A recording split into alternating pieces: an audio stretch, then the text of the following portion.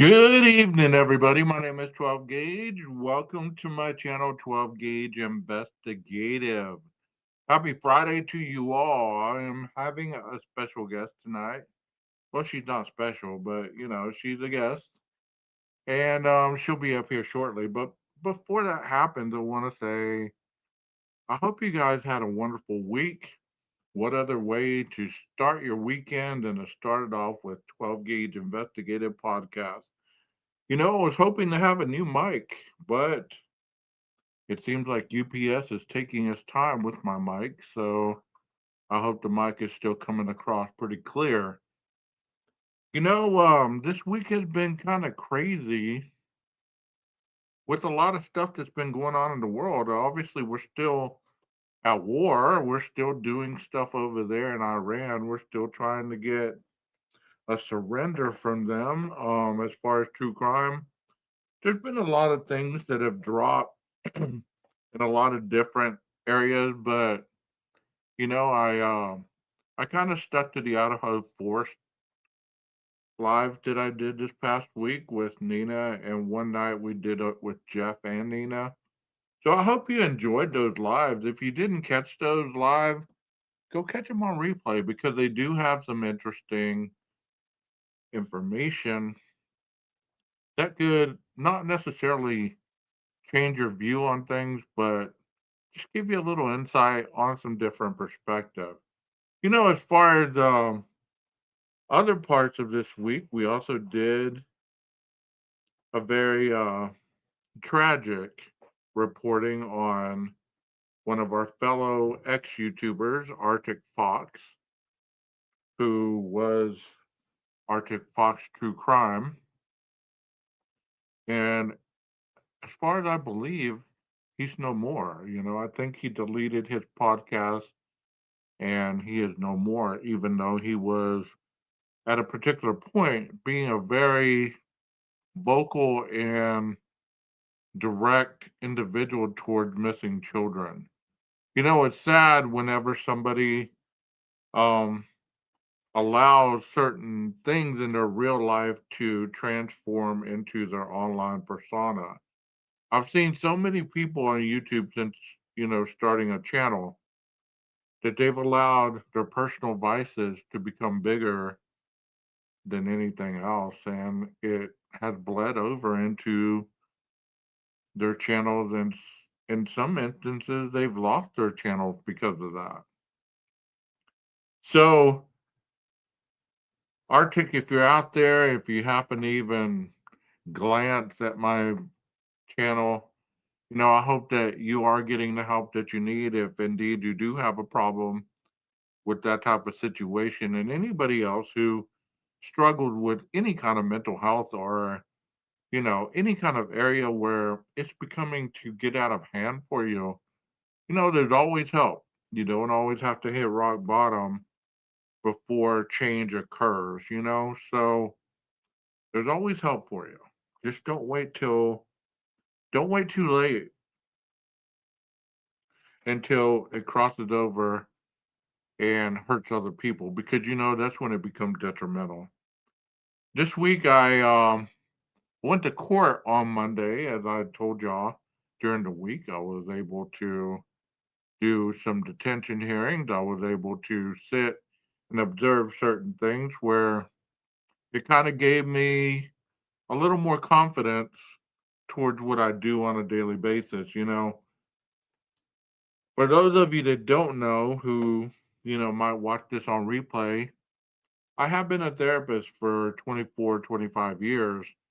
And, going into the law enforcement side of it or the supervision side of it, it has played a little bit of a role with conflicting parts of my brain, because one part of me wants to be the advocate, one part of me has to be the enforcer of the law. So when you're so used to just being the advocate, sometimes those things do cross paths and it makes for a very ugly outcome. So I'm getting it. I'm getting it, and I will be a better officer for it once it finally does click, once it finally does make sense. So I want to share a little bit of DoorDash stuff that I have on here. Um, kind of language or anything. This recorded without me even realizing. And earlier I put out a short about Molly, the DoorDash driver. And if y'all have followed the Idaho 4 case, you do understand that she could have had a dash cam just like this. A dash cam that caught certain things that night on November 13th, 2022, that possibly could have gave some insight on the person who committed those heinous crimes. So it's always interesting that that was a possibility. I don't know if you guys believe that she had a dash cam or whether you believe that she could have possibly caught something on that dash cam that would have enabled the investigators to see a definitive. Yeah, excuse the coughing. I'm still coughing after all this stuff. You know, um, that allowed the investigators to potentially see some areas that could have helped with the investigation into the perpetrator. Because dash cams, you could have this dash cam on like I have right now, and I mean a car goes by,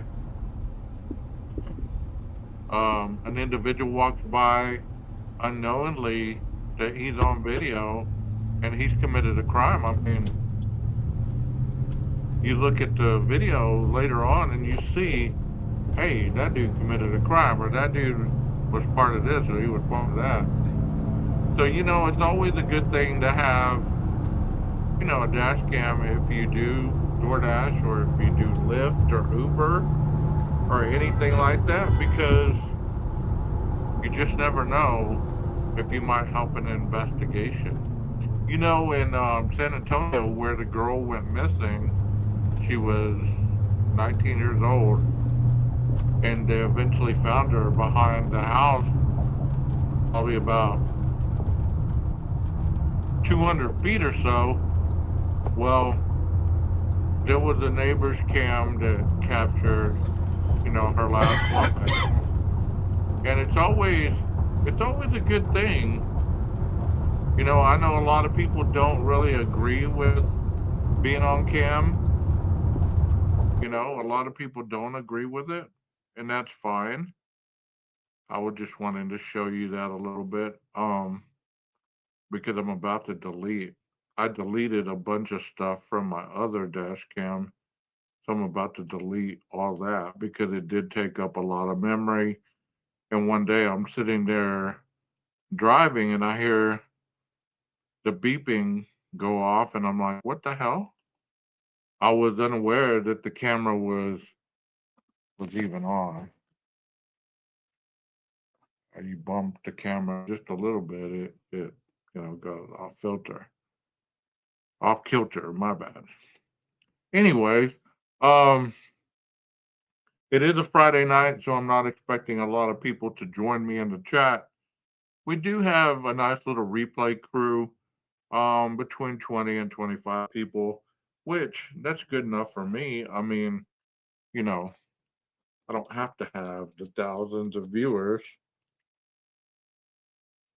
And Gatorade, if you're watching, if you've never tried the lemon, it's called cucumber and lime version of Gatorade. What are you waiting for? What are you waiting for? You're missing out, most definitely, for sure. What are you waiting for? Um, Man, I forget I have so many things in the background, and next thing you know, they're just all over in the shot. So, yeah. Anyways, I've invited a couple people up here. I don't know if they'll take me up on the offer, but if they do, I mean, I hope that they do because I like to have just a civil conversation just about anything and everything. And there's one of my guests right there. Hey, Nina, Hey, how's it going? it's good. How are you? I'm good. I'm good. Just kind of calming down from a wild week. Oh How about you? yeah, How about door yourself? dashing, door dashing, door dashing. Well, I did a little bit. I didn't. I made $20 today in like a couple. I don't know, about an hour, if that. And Yeah. I wasn't feeling it, so I cut it off. I came home and passed out. I was Well, like, there's days that's like that. yeah, I just wasn't feeling it. You know. I mean, if all you're gonna do is run your gas out, there's no sense in it. Of course. I mean, I was just getting $2 and $3 orders, and a lot of times that's not really worth it. Because Oh yeah. you go further than what the order pays, so it's not really worth it. So what's going on in Alabama? Oh, let's see. Well, Marty had her back surgery, and so that immediately put an end to van life. Okay, Because how's they she doing? took 50. She's doing good. They took 50 something staples out of her back. Oh Jesus. Yeah, they went from the hairline, like right there at the hairline, all the way down to probably the middle of her back. They took out two herniated discs. Her spine had compressed to 7 millimeters, and the normal is 16 to 18 millimeters. Oh wow, that sounds And painful. so they had to go in. I say roto rooter because they had to go in and like clear all that out to where they spread them out. And she has one, two, three places that are fused together. I mean, she went through it. Let me tell you, one of them, they cut her neck open in the front, moved her esophagus over, moved her trach over, and went to the back. And I'm like, why the hell? I mean, it would just go from the back. I mean, so that Well, was the first one that they did. isn't it true that whenever they go in there to unherniate a disc, it's almost like sticking a jack and kind of pumping it up to Yeah, I call it let it, roto rootering. yeah, let everything kind of flow back in. Right, because I mean, but here's the thankful part. Is she was, I mean, the diagnosis was ALS. Um, ALS ain't no joke. You know, I mean, we were actually looking at maybe a year or 2 years of her living, you know. Mm.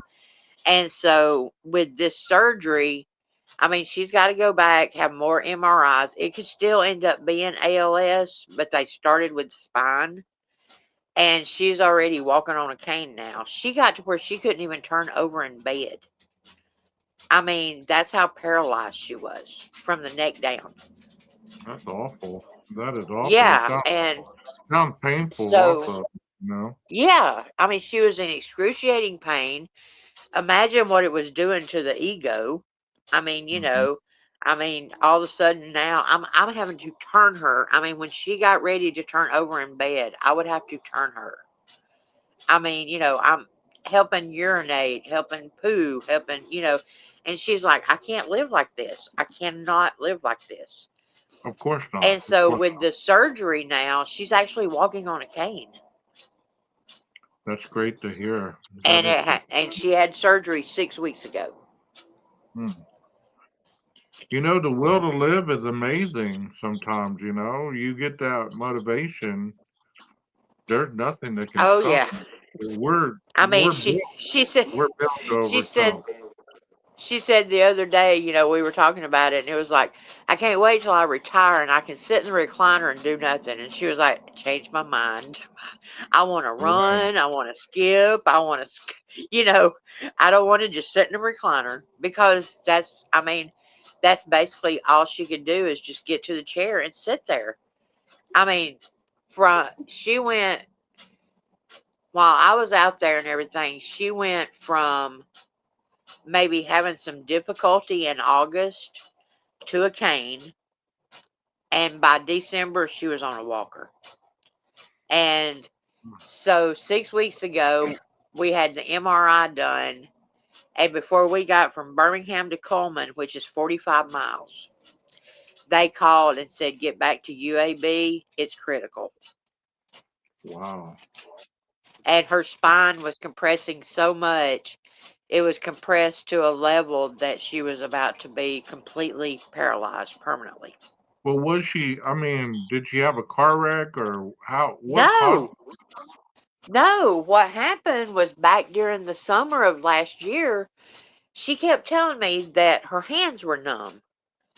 And then she would tell me, I can't get my shoes on. I don't know what's going on. And I thought, oh, well, whatever. I mean, you know right, me. I mean, I can't see it, touch it, or feel it. It's like, okay, get over it, and that's wrong of right. me. And I admit that. Of course, of But, course.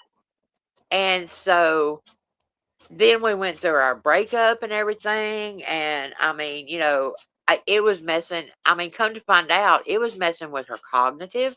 It was messing with her behavior. It was messing with any of her mental health diagnosis and Oh, everything of course, because they were so compressed that she was getting like that lack of oxygen to the brain. of course. That's terrible.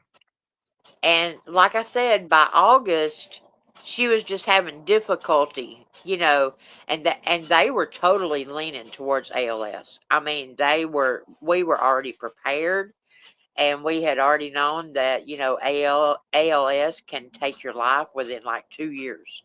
And I know there's people that live years with it, but I think I sent you a message talking about the guy that played on Grey's Anatomy.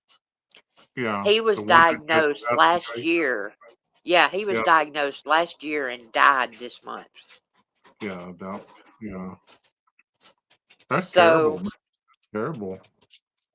I mean, it is all good. I mean, we got back together. I'm her caregiver, her partner, and something like that really, really makes you take note of the value of life. Well, of course it does. I mean, I don't know what people view in their own mind or hearts or whatever, but you know what? Being able to walk, being able to breathe, being able to think clearly, all those things are a necessity in my book, you know? Right. Yeah. I mean, I've had And this I mean, cough. I've had this cough for like I guess a month and a half now. and it's barely getting better. Well, speaking of cough, anyway, in the I'm midst just, of all of this, we just found out that her brother has stage 3 lung cancer. oh man, And but the good thing about that is the doctor he's doing radiation 5 days a week, chemo 1 day a week, and the doctor says that he can that it's going to work, you know. right, right. So there's blessings all around us. What sounds like it. Here's another public moment of advertisement.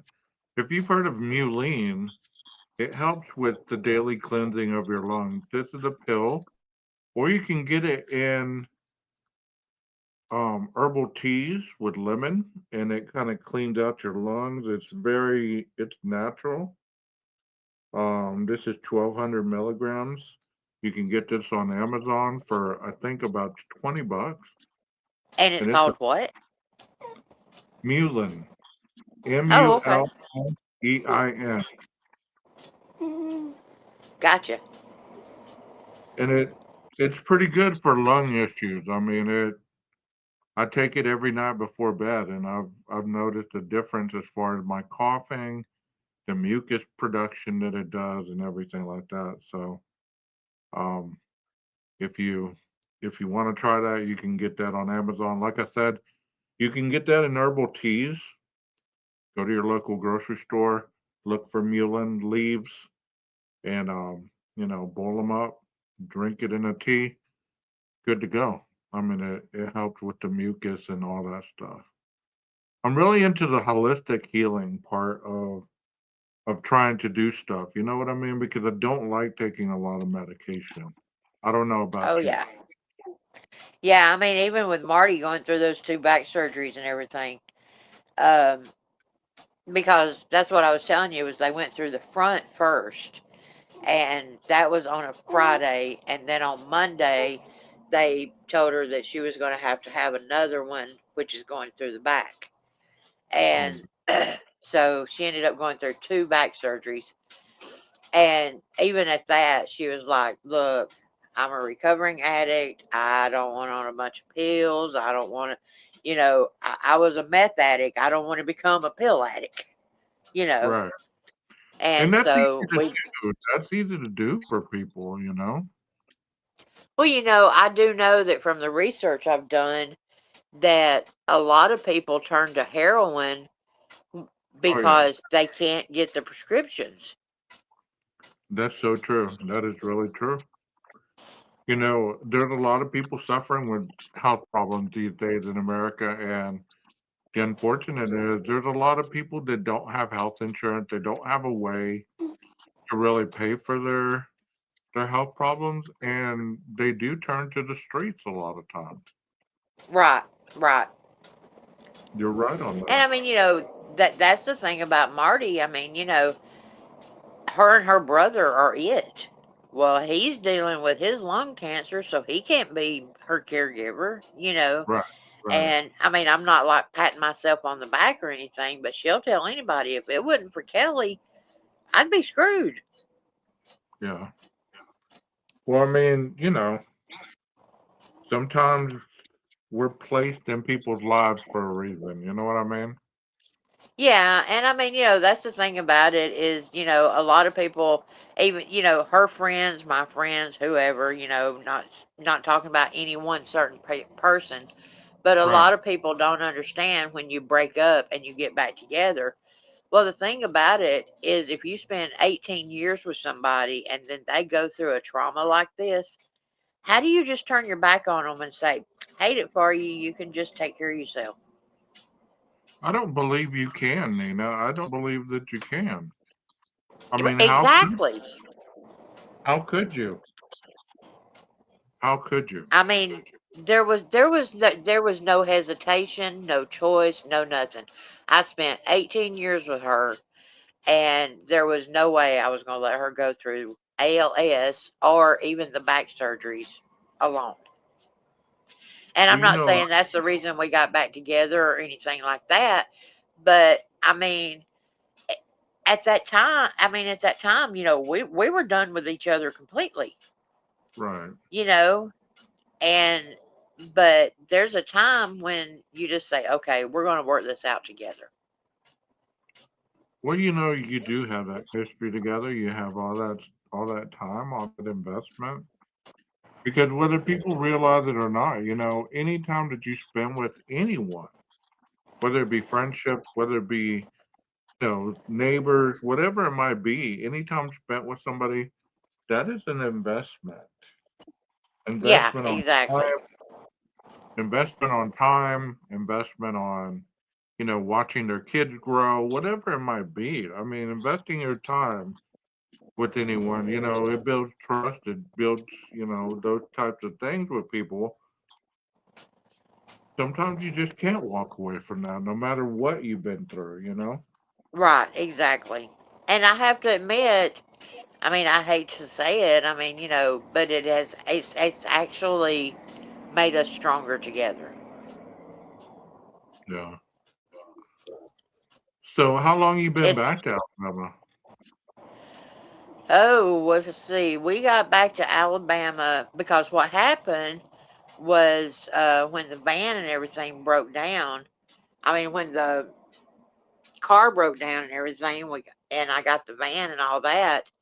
Then I guess I came back. Oh, let's see. She had surgery 6 weeks ago, probably January, because I had not been back in Alabama maybe 2 weeks before the surgery. So did Alabama miss you? Hell no. Look, you knew my mother died. What? My mom, yeah, my mother Yeah, died. you told me that. You sent me a text that one day. I've yet to cry, What's but keeping what's keeping you from that?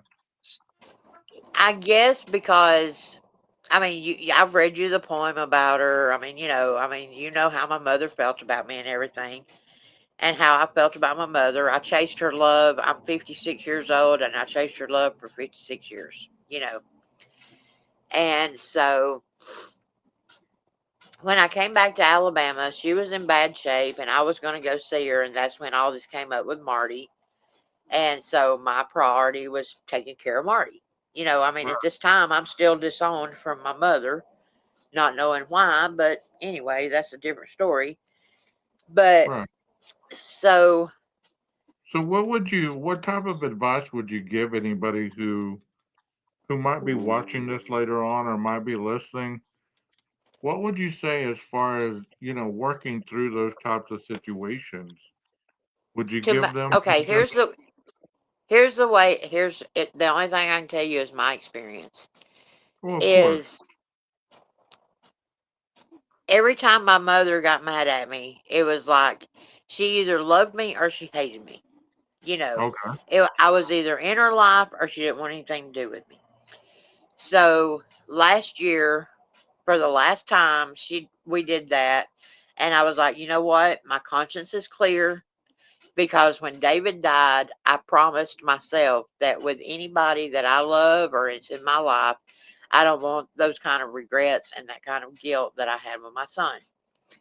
Right, So right, when the in 2024 when Mama did that, I was like, you know what? My conscience is clear, my slate is clean, and it's on her now. You know, right, right. And I can honestly say that I have the regrets of, man, I wish it hadn't have been like that, but that's me chasing her love. You know, Right. I can't You, make somebody love me. I can only you allow know, them to love me. that is insightful on your part. It really is. It really is And insightful. so February the 15th, I messaged my brother and I said, hey, look, Marty's out of the hospital. She's safe. So I can go see Mama if she wants to see me. So I reached out And he said, Kelly, this is the exact text I got. Okay. Kelly, comma, he even put the comma in there. Kelly, comma, mother died yesterday, period. That was the only sentence that was written to me. I was like, what? You know, so the next day on Facebook, he put a statement out on his Facebook, about mama dying and everything. And he said that she couldn't wait to get to heaven to see her husband, her sister, her best friend. Didn't even mention David, her grandson. Right, right, And I'm like, whoa, how are you going to just disregard that she's going to get to see David? That's her firstborn grandson. That's her firstborn grandchild and the only grandson, you know. And so that sort of perturbed me. And I was still undecided on going to the funeral and stuff. Well, then when the obituary came out, he put my name as my married name, not Stanfield. oh wow. He gave me my married name. He put one of my granddaughter's last name of a last name that we've never heard of. It wasn't even nowhere near her last name. And still in the obituary does not even mention preceded in death, like, like by her husband or whatever, or by David. I mean, David was still totally disregarded. And so I struggled and I was like, if I go, I'm probably going to end up in jail. Right, right. That's understandable. I mean, but you know what? You it sounds like you're a survivor through life issues, just like I've spoken on my channel, about some of the struggles that I've been through in my life. You know, it almost seems like one right after the other, you just kind of it falls off your armor. You know what I mean? Because for anybody that's watching right now that's ever been addicted, who's ever had any kind of vices that you've ever struggled with, if you've ever been able to manage to get free from that, life is the easy part. It Well, really is. the thing about it, Gage, is you've heard me say a million times, and I know this is the way you look at it too. The drugs and the alcohol is not the problem. The problem is us. Right, right. We're looking for something that can either fill a void, mask the pain, or make us feel something that we're needing to feel, you know. Did that And even cross your mind? Has that ever crossed your mind during all this madness that you've had that you call your life? I mean, have you had any moments where you say, you know what, F it, I'm gonna go get high? you know, I stayed clean during David's death. Okay. Um, and I guess with Mother and with Scott, I mean, like I told my best friend when I told her about Mother, I said my incubator died. I mean, because I feel like that's what she was to me, was she just carried me for 9 months. And you know and this is not like bad mouthing her or anything. There was just, we were like oil and water. I mean, we just Right. never jived. I remember you sharing those stories. Yeah, I get it. Yeah, I mean, and so then you've got Scott. Sorry, shouldn't have said that. You've got my brother that is an electrical engineer. He retired from Redstone Arsenal Missile Intelligence. Then he went to another company and retired as their president of that company. He's in $1 million house. I mean, he's got like all the money. And it's like my brother's life was just straight through. But here's the difference, is I may be the black sheep, but I've got the heart. Does that make sense? Of course it I does. may not have the money and I may not have all my I's crossed and my I's dotted and my T's crossed, but I've got the Your heart. eyes crossed. Oh, okay. Yeah, my I's I mean, crossed. sometimes people are hard on themselves, though. Our families, we didn't choose who we were gonna be put into. Oh We my were. gosh, it's funny that you said that. I told Marty today, I said, I would a whole lot rather have my chosen family because to me, my biological family are the acquaintances. I would rather choose I who's mean, in my family. I've shared with the audience about the dysfunctional stuff I've gone through with my family. Right, Not all of it, but enough for people to understand. It's not always pretty. It's not always right, pretty. Sometimes you got to deal with stuff as it comes along, and we have to learn how to really communicate through the situation. We got to have somebody that we can talk to and bounce ideas off of, have a support system, have some kind of person that will listen to us while we're not strong enough or clear enough in our minds to make the right rational decision. right. Because I'm So, sure it sounds like you haven't even grieved your your own way. I mean, you said that, you've kind of thought about it, but you haven't really gone through it. but I don't see myself doing that because I mean, I guess the thing about it was I think I've always told you that I'm the type of person that when I'm done, I'm done. Oh yeah, I mean, if I'm done and I walk away from you, I don't ever look back, you know. right. And I think that's one of the ways that I quit drugs was I was just done with it. I mean, I just broke up with it, you know. Can you imagine if we were still the people that we were in our addiction? I didn't know you then, you didn't know me, but just think if we were still those hell-raising people being on the microphone right now, we'd be like all over the place, like, having a Yeah, bottle of liquor or something. It'd be like, that could have been ugly. they wouldn't be able to see you. You could be geeking your mouth going a million miles an hour. They wouldn't be able to know the difference. But me on camera, they'd be like, "Oh, there's something wrong with that dude. There's something wrong with him." You know? But I think here's what there's two things that I learned in my recovery is we want everybody to eat, but we can choose who eats at our table. Well, true. Very And true. so I went a step further. If I don't want you at my table, I am moving the chair, bitch. You ain't even getting a chair to even think about it, you know. And number Right. two is Gage. We teach people how to treat us.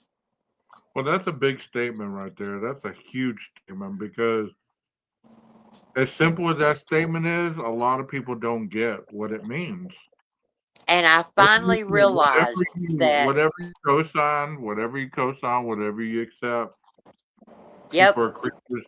People are creatures of habit, so they're gonna keep doing what they do, whether you enjoy it or not, because you've taught them how to interact with you.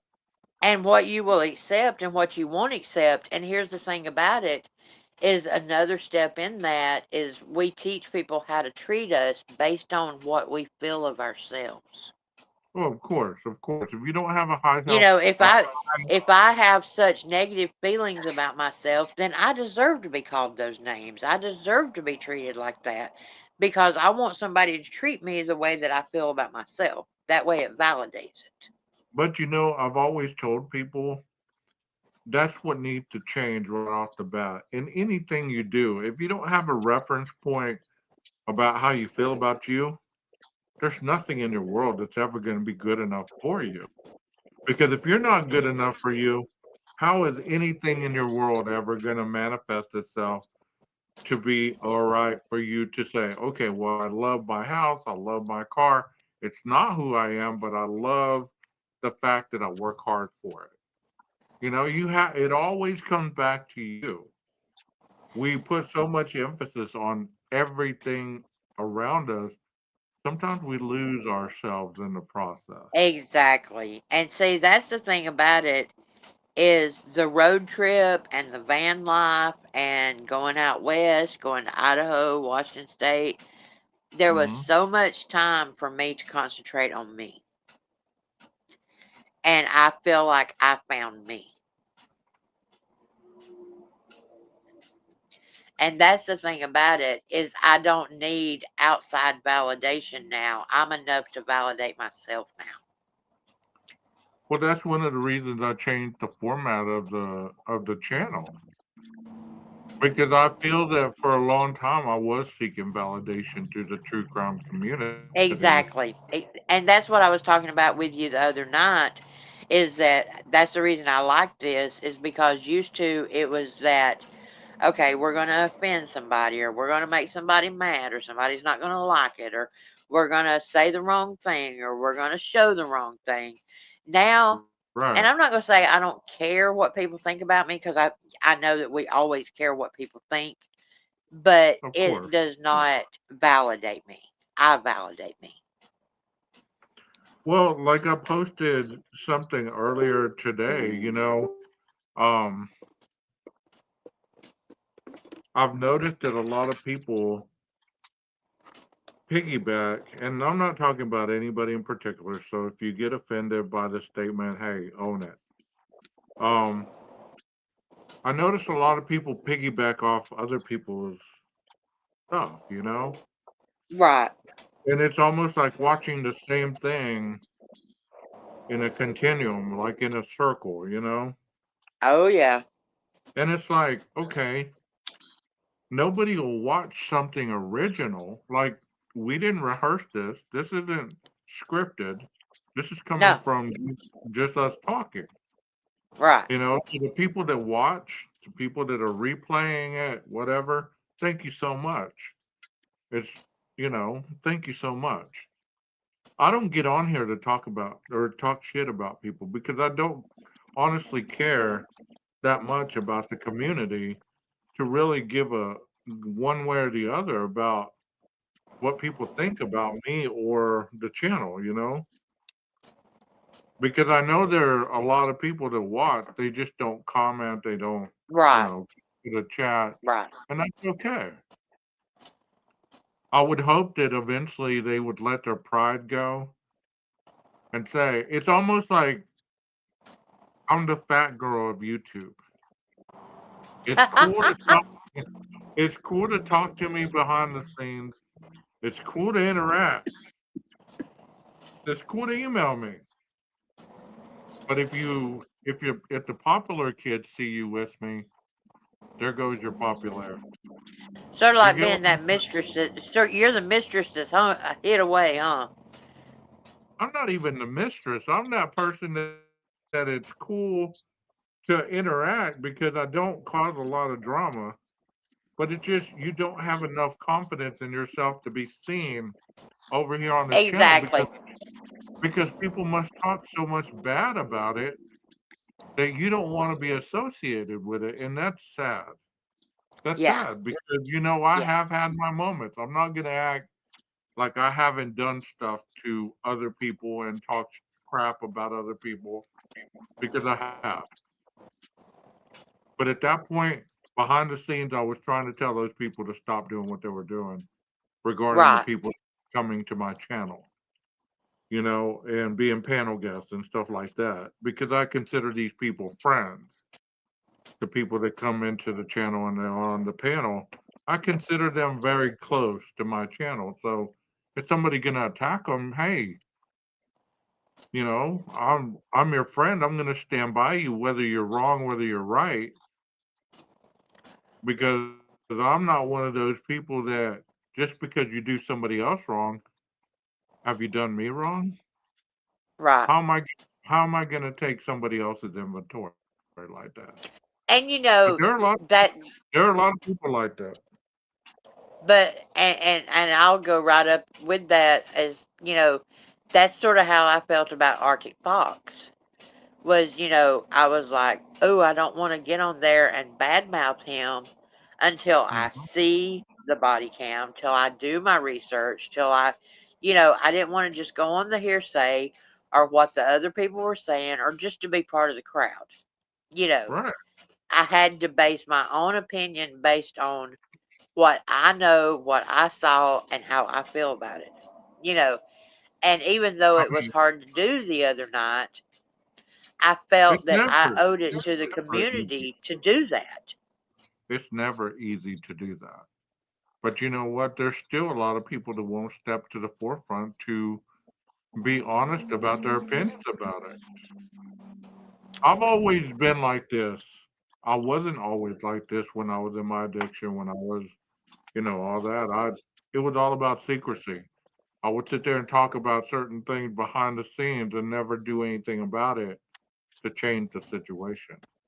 Right, If I'm just talking to you behind the scenes about something, but yet never let the person know that I have a problem with them, I'm not addressing anything. right. We're just And I mean throwing that's mud. the thing about it. If there's a problem, like you said the other night, are you part of the solution or part of the problem? Right. I mean, because I always figure, after a while, you got to get to that point of reference. At least for me, I can't talk for everybody else. Maybe it takes other people longer to get to that understanding, whatever it might be. For me, I can't sit there and dwell on the problem. That's why I couldn't wait for the Idaho 4 case to kind of be over. By the time he pled, I was so grateful. Not because he pled, not because he was actually the killer, but because the case was coming to a conclusion, because I was burnt out on it. And that's exactly how I felt about it too when he pled. I mean, as a matter of fact, when I messaged you tonight, I was like, "Look, I have missed so many documents and stuff because when I took that road trip to Idaho, it was not about Coburger. It was about the people left behind in Moscow, you know. And so that's where my focus went. And so when I asked you that question tonight, I was like, man, I don't think I've ever been so far behind on the documents and stuff that I didn't know where to go. Because you know me, I used to say, you go to page 234 and Right. it's line blah, blah, blah. And I can't do that now because when he pled, it ended it for me. Me too. Me too. I mean, we talked about it a little bit at the beginning or the middle of the week. I mean, that's just whatever. But whether it changes anybody's mind, whether it changes my mind, it doesn't change my mind. Well, Like that's that like short. the stuff I shared with you tonight on Messenger. That's stuff that I was just interested in. Right, It right. wasn't trying to debunk anything or prove somebody wrong, or it was just But stuff that I had thought about. it's sad that you can't even have that thought process without people attacking you. If you were to Right. bring that out, oh, automatically Nina's trying to prove that, he did it. No, Nina's trying to Yeah, show that, but if you look, notice, it didn't have a head or anything. It was just saying this is what it could be. right. And we had talked about that before. It's almost like having a roll of quarters in your hand. You hit somebody in the mouth, it's going to shatter their teeth. Right. That case bar is solid. That handle is solid. So Well, imagine I having, did I did go back and I did find the research where it said that the impressions were striped. yeah. Well, if you look at the handle of the K bar, I mean, it makes sense. It makes sense. right. But, even the Nancy Guthrie case wasn't enough to make people forget Koberger. What about this case, very shortly? I know I was invested because I was going through the criminal justice part, learning about it, learning the procedures and everything like that. That's why I was so in depth on it. I mean, once they arrested Koberger, I was kind of like, okay, he's probably the one, he's probably the one. Even without anything but the evidence that they had given us at that point. but I haven't ever shifted. I've shared with my audiences about, well, these were my thoughts early on, but I found out on my own research, there's no way that could have happened. No way that could have been possible. Right. We've had hour-long discussions on my channel about Hours. everything, everything, every little bit, every document, I mean, But see, Gage, that's what I've always respected about your channel, and that's what I've always tried to bring to my channel is the facts, the documents, the research, the psychology of it. Not it was for me. It was never about Coburger. It was never about guilt or innocence. It was about the research, the psychology of it, the how this could happen, the why it could happen. Because I'll be honest with you, there's only 5 people that know what happened that night, and unfortunately, 4 of them are dead. right. So Because do you think that people unless have you were there, you don't know.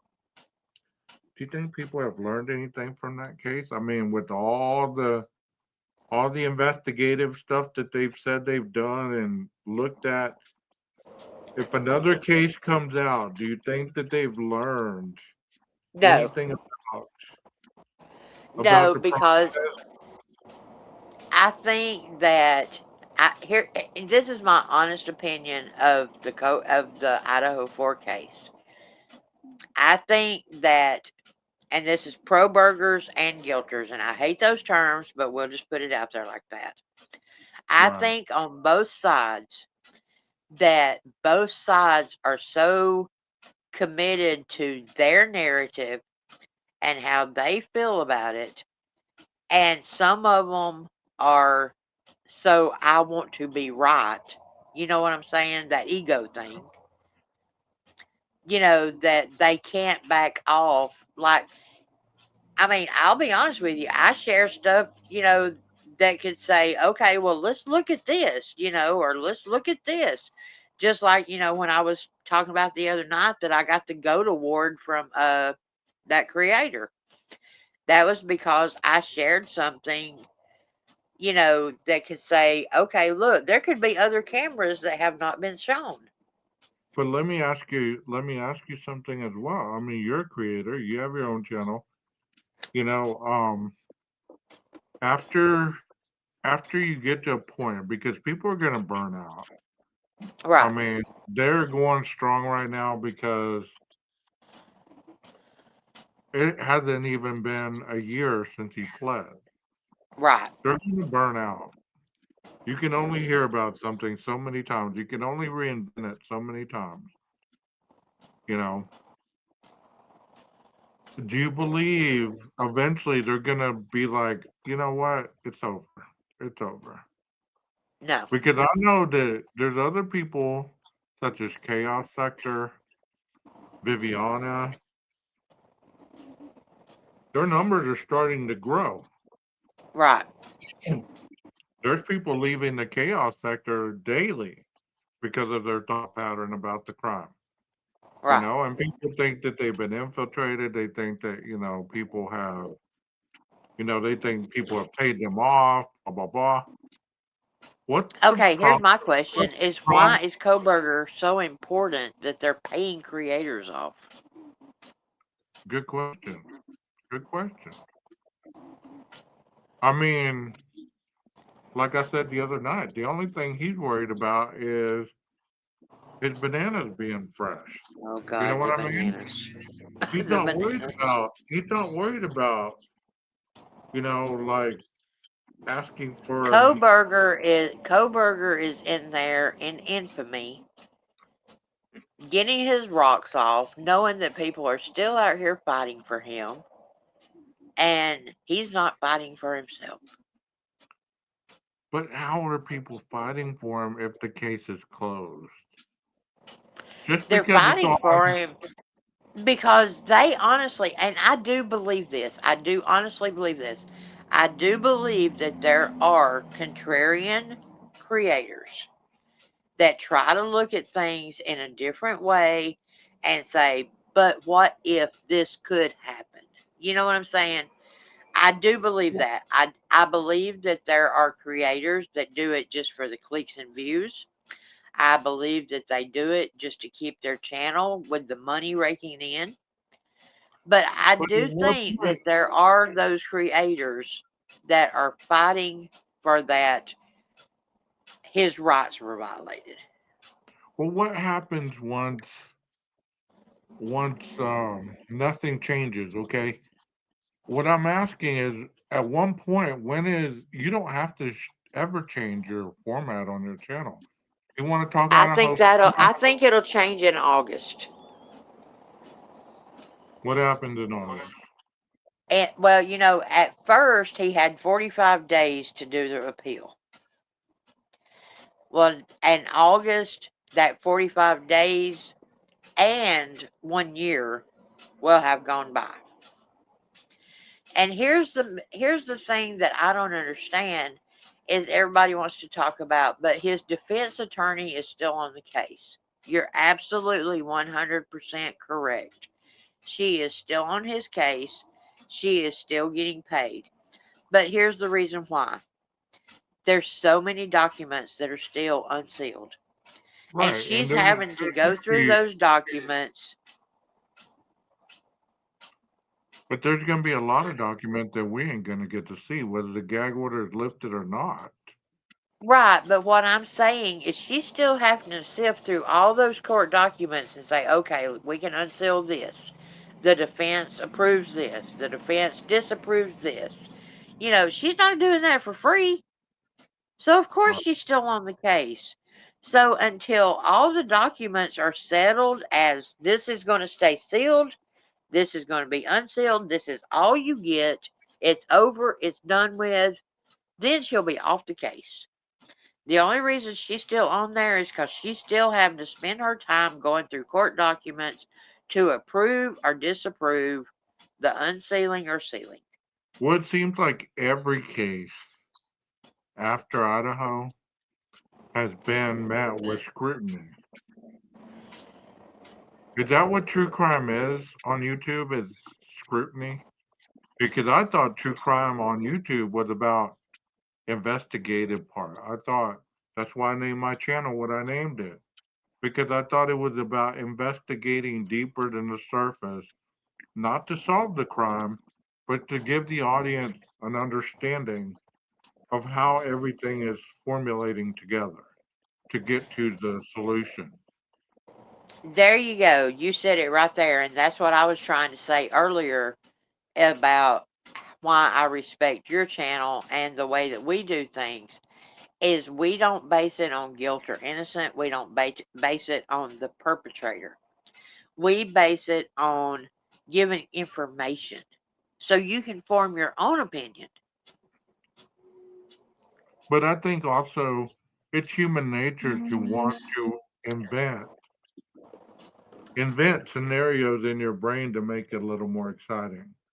Because there's a Well, I reason mean, why multitudes of people are watching various creators right now and they're not in here.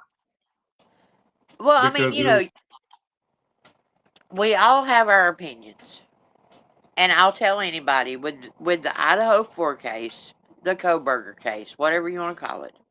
It's the Idaho 4 because those are the four that matters. Okay?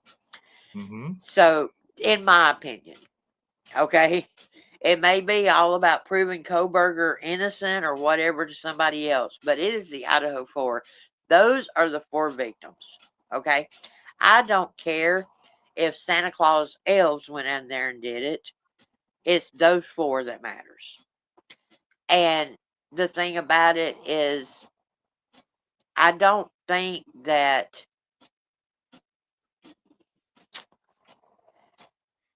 I think that there's so many people out there that once they base their opinion and they base their narrative on what they believe, they're not willing to back off that. So that's when they fight harder and they forget about the case, and it becomes about them. It becomes about their ego. It becomes about them being right. It becomes about them proving what they think. And I'll tell anybody, all we have is assumptions, theories,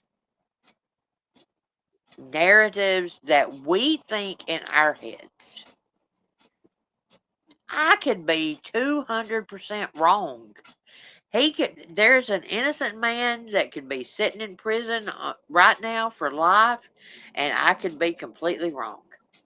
I agree with that. I agree with that 100%. And if he is But there's innocent, no way for me to know.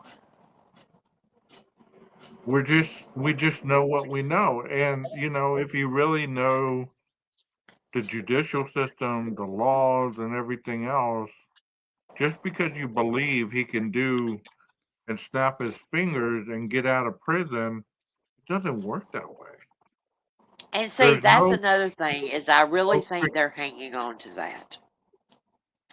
I really think that there are creators that are hanging on to the something's going to change.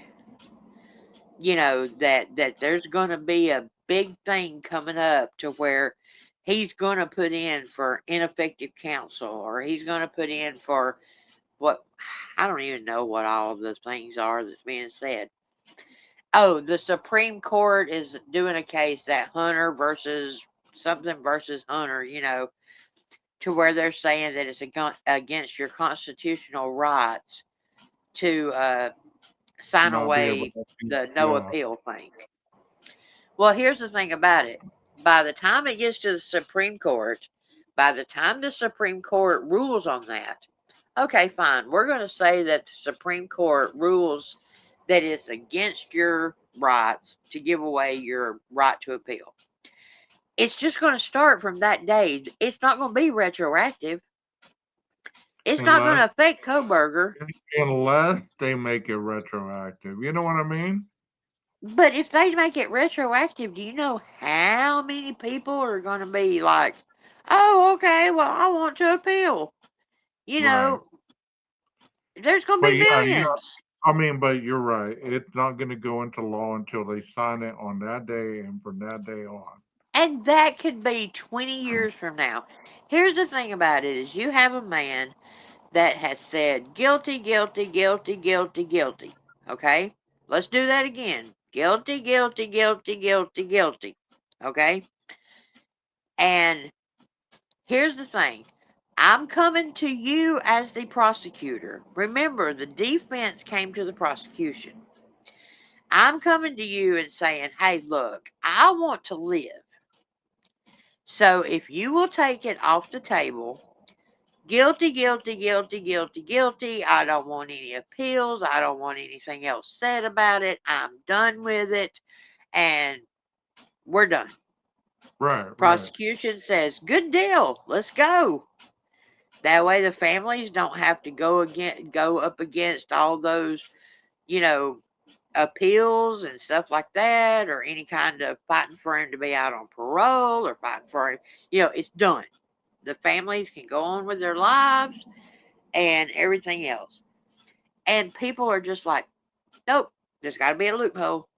Got to be a loophole. Well, if there was a loophole, don't you think that so many other prisoners would have used that loophole? well, let's look at this, Nina. Other than the evidence that they collected, okay? If you wanted to reopen the case, the house is torn down. The crime scene is gone. You can't go back in there and retest the walls or get any kind of new materials or whatever. Let's say you did do DNA extractions from the blood and all this other stuff. How are you going to point to other people without putting their DNA in sequence where it makes sense that they ultimately were the perpetrator? I'm not against that. I'm not against that at all. If he No, if wasn't the he's innocent, I mean, I'll be Right. the first one to say, if he's innocent, set him free. And I've never said that before, but you know what? I'm not against anybody having a second chance. That's who I am. But to come at me with that mindset to say, well, you're a guilter because you stood firm on your belief all this time. That's unfair to a lot of people. I don't care what you think. But you know what? If this man is innocent, he does deserve to be free. But at the same point, all those agencies, they never looked into another person that even resembled a possible suspect long enough to say, okay, well, Koberger, we got Koberger, we got this, we got the DNA on the knife sheet, blah blah blah. But we also found a coat with this person's DNA who was on Maddie, who was on Kaylee, who was on Xana, who was on Ethan. You get what I'm saying?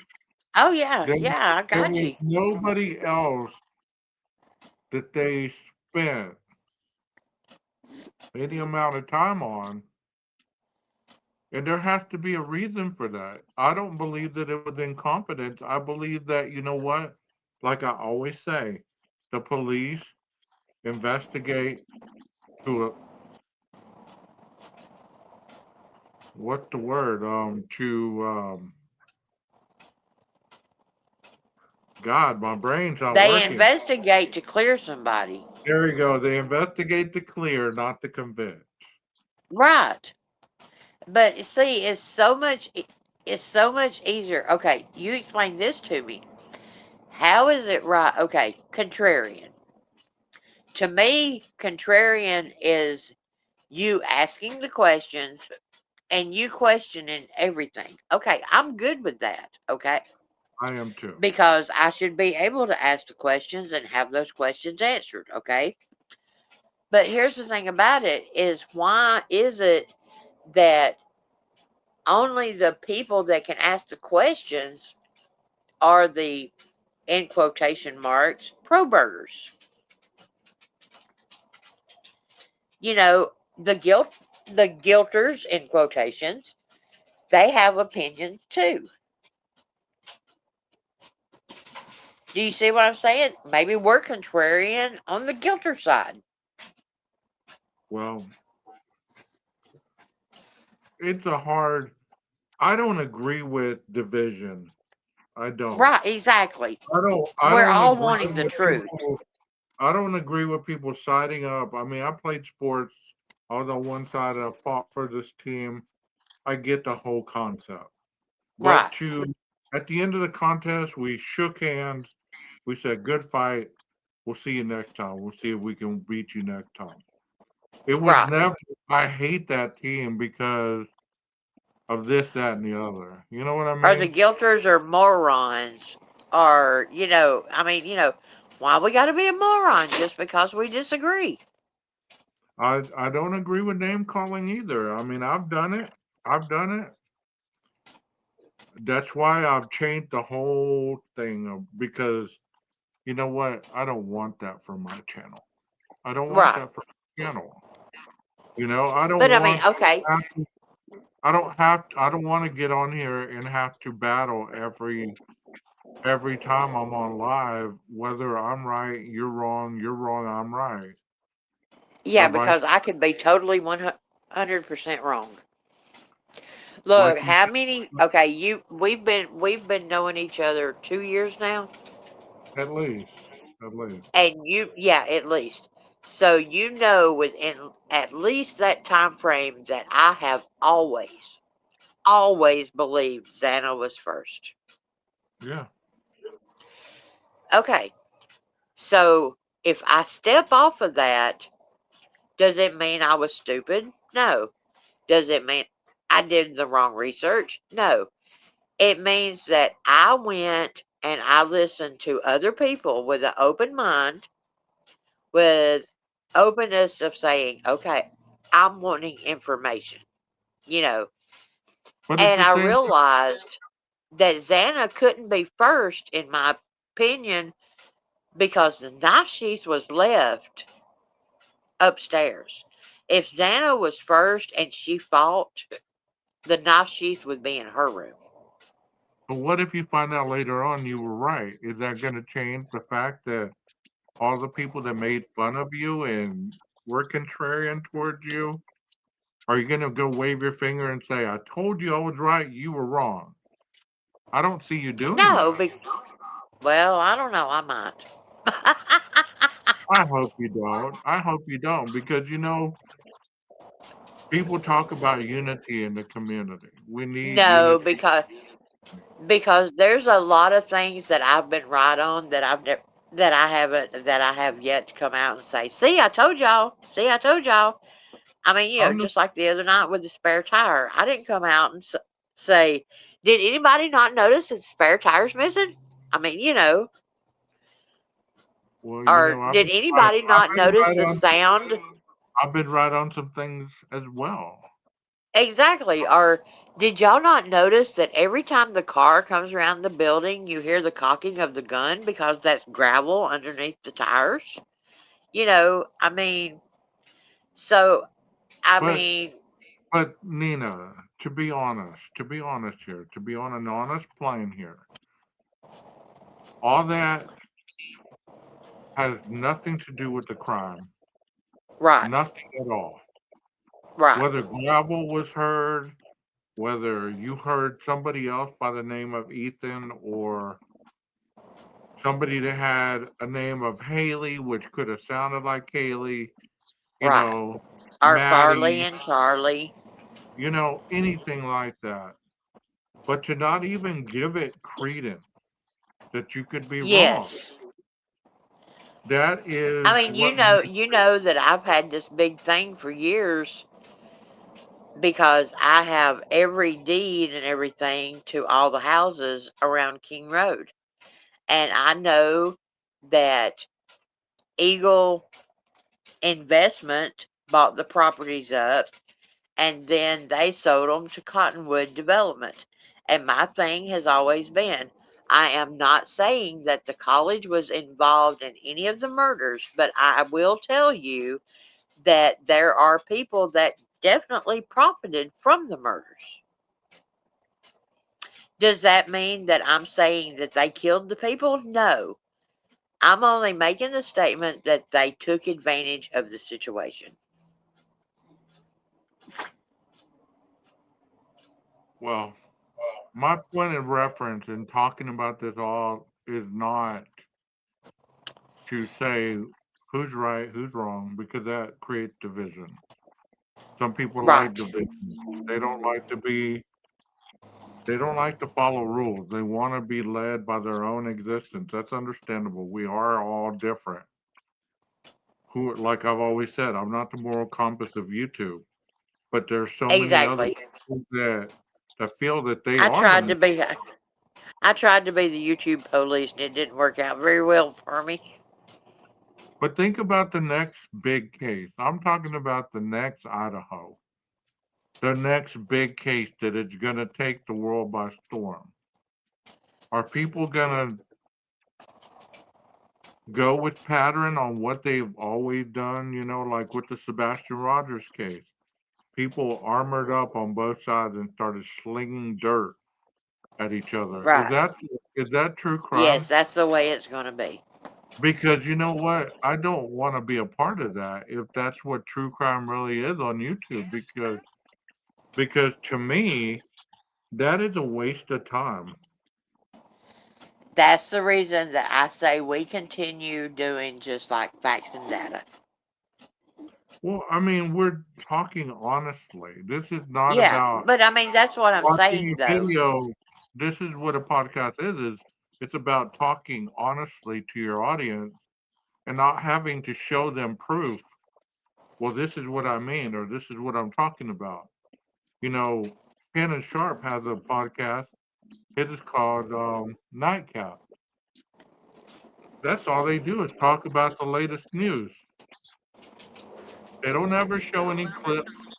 They don't ever do any of that. All they do is just talk. And for some people, that's enough. I don't want to sit there and go over somebody else's work. Right. That seems that seems like you're cheapening their original stuff, and I can see why people would get mad. You know, But now, oh, see, that's where I could draw a line on some of that because when you come out victim blaming and you come out and you're totally just blaming the families, you know, don't well, get me let me just wrong. I hold on, watch, hold I that watch, thought, I hold that watch, thought, hold that thought. I I'm watch, going to bring I you watch back true. to this. I'm going to bring you back to the Sebastian Rogers case, and it's going to be a simple question, whether you know the case or not. Do you believe that the mother had anything to do with his disappearance? No, Do you believe that the father had anything to do with his disappearance? undecided. I'm talking about the father actually taking him, abducting him, holding him somewhere. Do you believe that he's done this all these years? Because it's been I about will. 2 years. Okay, I will tell you that I was very in depth with the Sebastian Rogers case. Okay, I did as much research on it in the beginning as I did on Idaho 4. That's Um, interesting to know. You didn't share a lot. because at the time, nobody, I mean, the people that were doing Sebastian Rogers were over here. And this is what I don't understand is the people that were doing Sebastian Rogers was over here and the people doing Idaho 4 was over here. It's like they couldn't mix them. You know what I'm saying? And I did. I did so much research. I will tell you that here's what I find uncomfortable as far as the biological father, okay? Okay. Is one of his statements was that is that one of the first places that he questioned was the homeless camps in Tennessee. Okay? So I questioned that and I did my research and everything and I'm like, okay, the research that I found was that he had taught Sebastian, all this about that if you ever get lost, if you ever do this, if you ever do that, you go to a homeless camp and they will take care of a child. Okay. And I'm like, Okay. okay, what if, and I know people don't like that, what if, you know, but what if the biological father, because, Sebastian was autistic, he did listen to his father, was like, okay, look, at 5 a.m., you're going to leave your house. I'm going to pick you up and I'm going to take you to these people I know. Yes, it's a homeless camp, but don't be scared, you know, and dropped him off and left him, you know. So that was like the scenario that I was going to as far as the father being involved is maybe he took him to a homeless camp so he could come in and be the hero. You know what I'm saying? And find him and something went drastically wrong. Well, let me give you a little bit of insight on something, okay? Nothing about the case, just Okay. on investigative procedure. There's nothing wrong with your thought pattern. Nothing wrong at it at all. I got my ass chewed out, kinda, on this. It's not what you know, it's what you can prove. Right. Okay? And that's what a lot of these cases, it's not what you know, it's what you can prove. Can you prove that in court? Is there evidence to support your statement? Because if there is, based on your research, you heard him say that, right? Or you Yes. saw it was No, I said. heard it. I heard it. Okay, you heard him say that. So, Yes. is that something that the police missed? Is it something that they didn't follow up on and didn't tell anybody? I mean, it's not what you know, Oh it's no, what I you. mean, And I'm again not with the talking Sebastian. about right. I'm not saying that you're wrong. I'm saying when it comes down to all these cases, it's not what we think we know, it's what we can prove in a court of law. Right. But see, that's where I sort of, I guess, okay, I don't know how to say this because I know that you're not saying that I need to prove anything.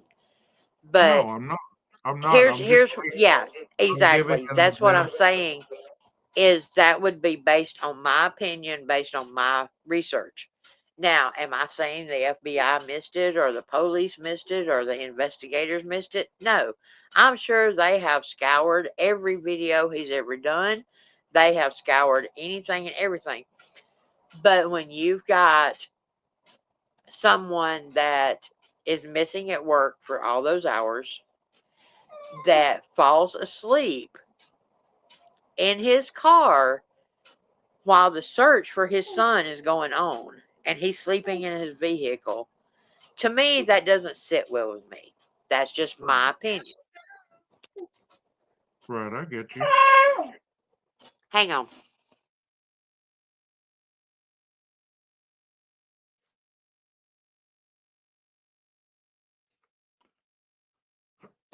So I totally agree with that. I mean, I didn't follow that case as much as I thought I should have.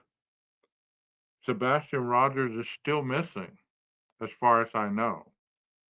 Nobody has really said anything on the true crime streets. Who did it? Why they did Oh it? yeah, Any, he's uh, definitely still missing. you know, do we know if he's alive? Do we know if he's trapped somewhere? Do we know if he's safe? I mean, there's a lot of people that have a lot of opinions about Now that I case. do know that Hold on, based let me on my finish. research. Let me finish right quick. Okay. A lot of people have that, um, a lot of people believe that he could have been abducted. That's not improbable. It's really not. He could have been taken from the house by his father. You know what I mean?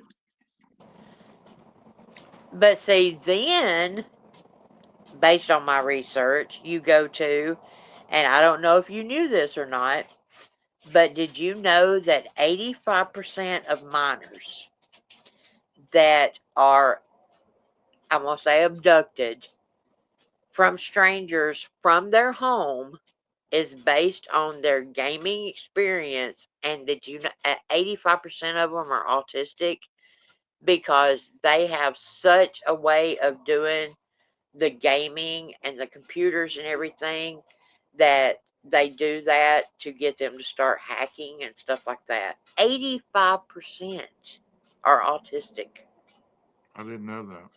I didn't know that. you know. I mean, And I see, mean, I've, information like that is important. right. And so then, I sort of went from the father because I knew from my research that Sebastian was a gamer, you know, because his daddy, when he was at his daddy's, his biological father's, he would go to work and let Sebastian play on his account. Okay. He didn't have like his own account at his daddy's, but he could play on his account. Well, Okay. that opens him up to all kinds of strangers. Okay. Well, I mean, of course, of course. And so then I did the research and found out that 85% of them are autistic because of their knowledge of computers and stuff, because I mean that's what they do, if you know and I'm like, okay, well, heck, I mean, and they use them for hacking.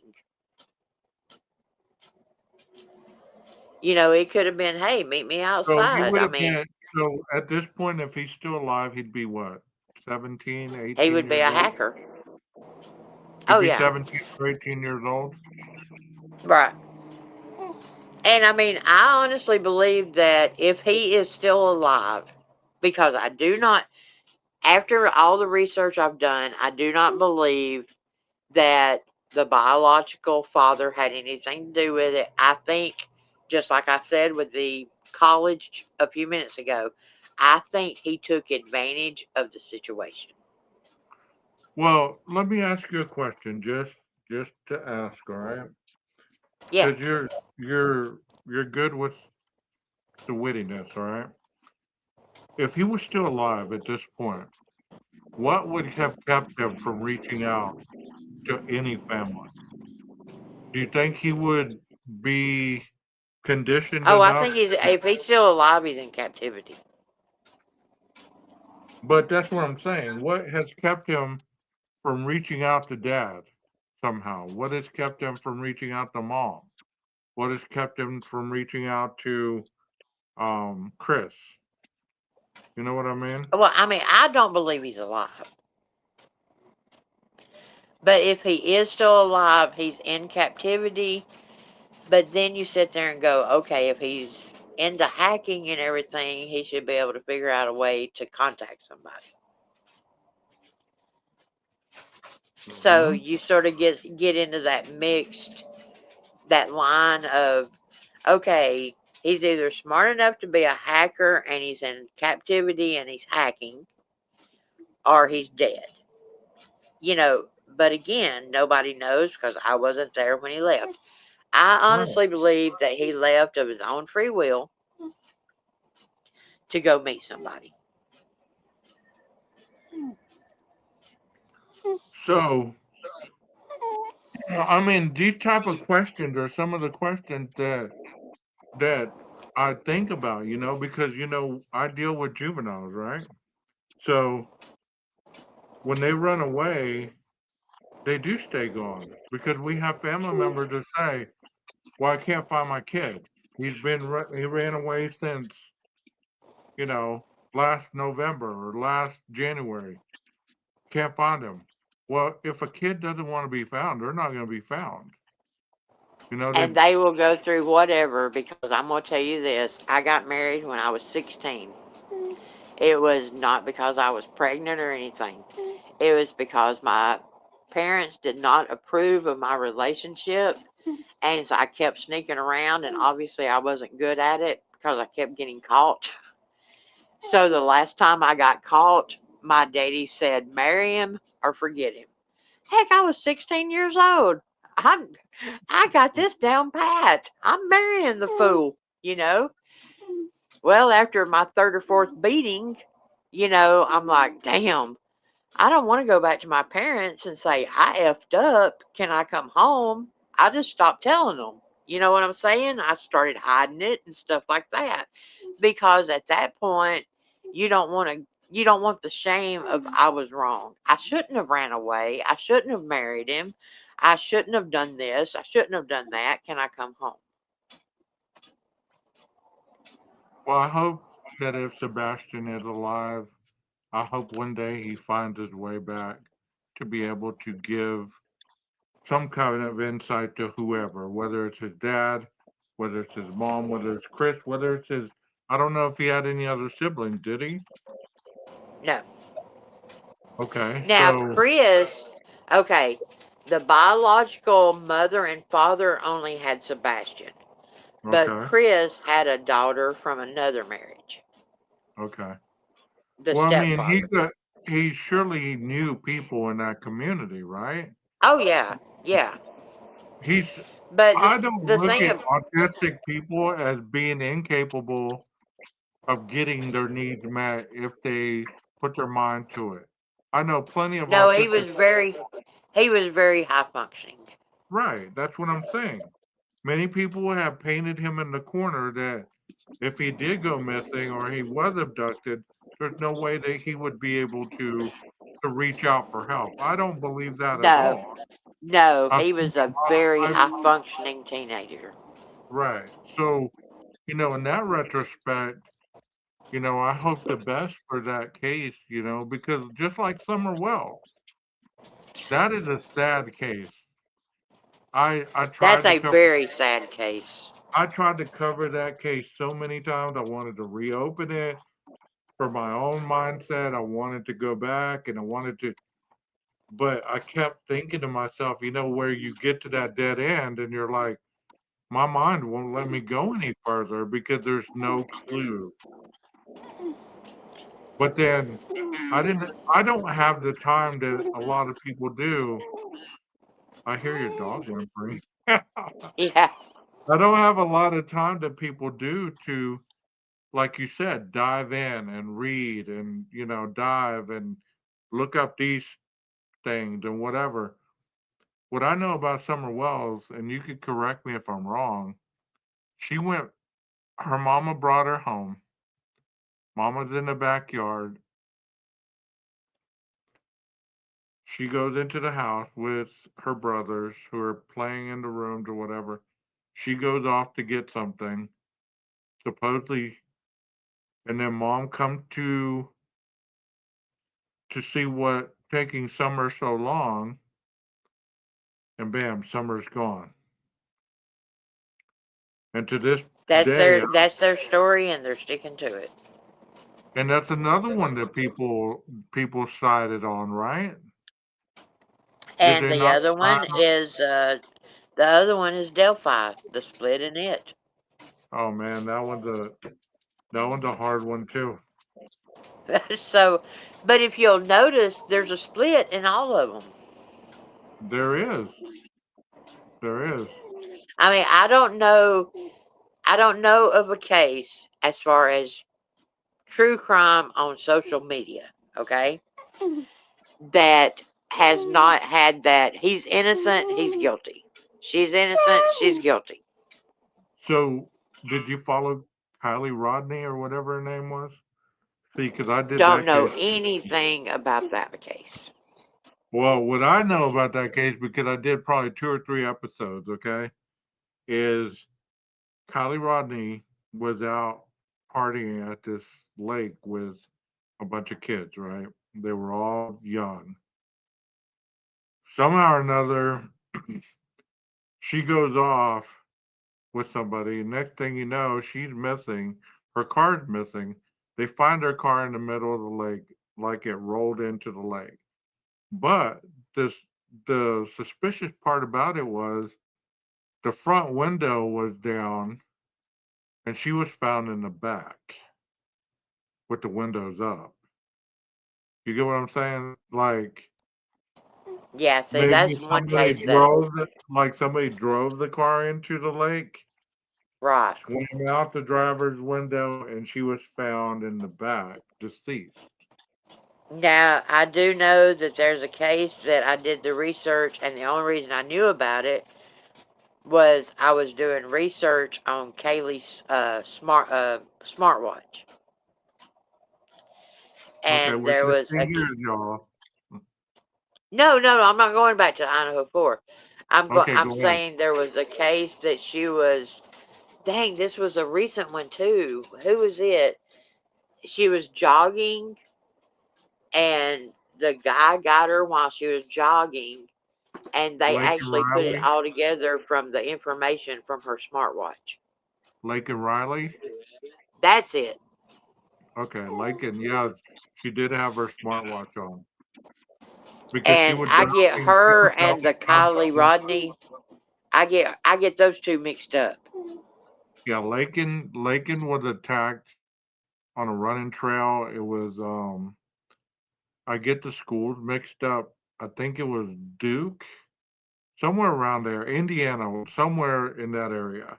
Well, Lakin was abducted by an illegal national, and she actually fought him, and she was able to call 911, but she wasn't able to speak because he was attacking her. And they found all that information. They actually found her because of her smartwatch. You're right. Right. And so the only reason I knew about that case was because of the Idaho 4, because I know that Kaylee had a smartwatch. And I was researching the information that could be found on a smartwatch, because come to find out, if she had her smartwatch on, it would tell everybody the exact time that her heart quit beating. Of course, because those things monitor your heartbeat, Right. So then monitor. that led me to another case where the next door neighbor killed his neighbor, and that's how he got caught, was because she had a smartwatch on and it told her exact time of death, and that actually put him at her house delivering some kind of package or something. So I mean, when you do the research, you can find out things about other cases. It Mm-hmm. doesn't necessarily. I mean, you can definitely go down rabbit holes because I went down that. What'd you say her name was? Lakin. Lake O'Reilly, yeah. Yeah, I went down that rabbit hole, and the Idaho 4 led me down the Angie Rogers uh, rabbit hole of Chris Tapp being convicted and spending 20 years in prison for a crime he didn't commit, and IGG being that, as a matter of fact, IGG, that was the first time that IGG was used to exonerate somebody. Right. I mean, that's what's awesome is you can deep dive like that and learn so much about current cases that you're interested in. I don't have anything bad about Idaho. I don't have anything bad about any of the creators. Everybody has their own niche. Everybody has the ability to tell their story. You know what I mean? You know And what's that sad even. though is the Idaho 4 takes over so much on true crime Hmm. that, okay, Chris Tapp, I just mentioned that he was in prison for 20 years. Okay, 20 years. He went to prison when he was 18 years old. He spent 20 years in prison. He got out. He got a lawsuit from the state of Idaho for $11 million. He bought his wife her dream Corvette. She got Wow. killed in that Corvette. She Wow. got killed in that Corvette. And then 5 years later, he gets killed in Las Vegas. How sad is it that really he had 5 years of his life to live as a free man? It's kind of like Ronald Cotton, the guy that I was trying to show. How eyewitness testimony is not always reliable. Yes, Ronald Cotton spent 10 the years. case that you share, the case that you share about the girl that thought the blood was vomit. You know, Yeah, but the thing about it is the Idaho 4 has such a hold on everybody that there are so many cases that's just getting daily, overlooked. daily and weekly and hourly. Yes. You really are a true crime junkie. You just have to, you just click on anybody's YouTube or TikTok, and it's going to take you down so many rabbit holes. You're going to be like, wow, You I know, am here just, wow. here's what's sad is I know that Dateline has celebrated like their 3,000th episode, okay? I can't find one I haven't seen, okay? So because when I go to bed at night, I go to bed with true crime. And that sounds really warped, but I mean that's what I relax to is I went to 48 sleep. hours. I went to sleep. Dateline. I went to sleep with that episode you sent me about um that individual talking about Arctic the other night. You Yeah, sent me that. exactly. I I went go to to sleep sleep to true listening to crime. it. Yeah. I mean, the ID channel was popular for a reason. Forensic files, cold Honey, case, I can't find the all that, forensics files at all that I haven't seen. you know. I mean, But it they starts only gave playing you, and I'm they like, only, yeah, I think I heard that 10 years ago. what's sad though? They only have an hour to solve the case. So there's so much skipped over that people think Oh, it's yeah, yeah. But I mean, normal. that's where, I mean, okay, I get offended by people talking about the parents could be involved, okay? But what's one of the cases I listened to when I was going to sleep last night? This is going to blow your mind. Now, I do not know the names, okay, but I will tell you the case. Is his daughter is like 16, 17 years old. She's in a group home. He calls her and convinces her to sneak out of the group home and tell them that she's going to feed the horses some apples and to come and go off with him. This is her biological father, okay? I am in no way saying that the families are involved in Idaho 4. Let me just stress that. Okay. Okay. Okay? But we have a father that's getting his daughter into the car. Okay? He's given his confession and he's like, I get her in the car and she's like, can I sit in the front? And he's like, no, the front seat's too packed because he wanted her in the back, right? So they go down a deserted road. He gets in the car in the back seat with her, pours a bottle of wine down her till she passes out, rapes her so people will think that it's an attack, a rape attack, Right. and then kills her. And they say, how did you get her out of the car? He said, I drug her by her feet and put her on the side of the road so she'd be found. For what? $10,000 life insurance. So don't tell me that families are not involved because I hear it enough to know that they are. Of So course. Of course. I will never condemn somebody for questioning could the families be involved.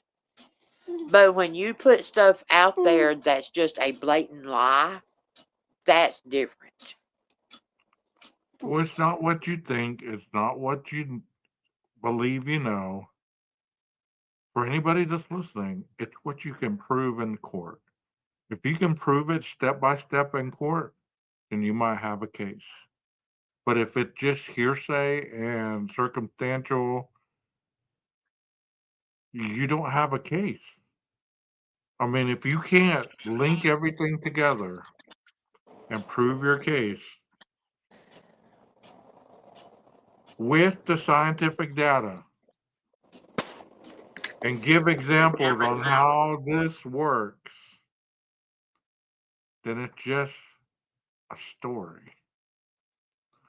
Like you and I, we could think of a story on how the Idaho or Delphi or how even Casey Anthony, how all that could have been different, right?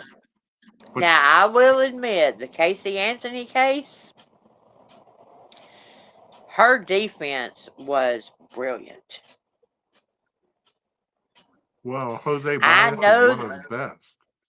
I know that she did it in my heart, let me say that.